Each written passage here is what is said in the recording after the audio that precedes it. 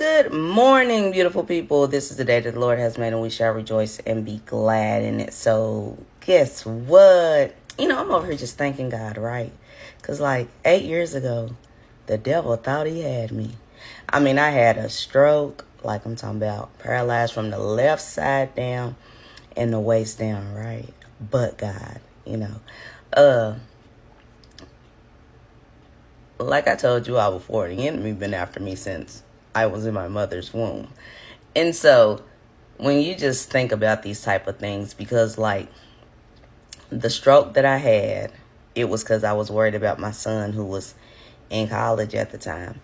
And there were shootings going on at TSU. And I was worried, God, I can't bring my baby home in a box. No, people were dying everywhere. So that stroke actually brought my son Sydney back to Knoxville. True story.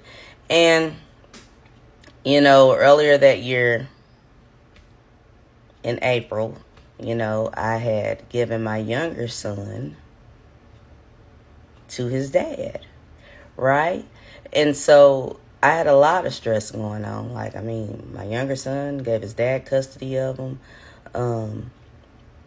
And it was because it was just so much stress keeping him at home. His dad taking him illegally, or if I would send them, he would keep them and not send them back. So just a lot of stress. And my mother was like, Rosina, just give him custody, because if you don't, you trying to hang on to that child is actually going to kill you.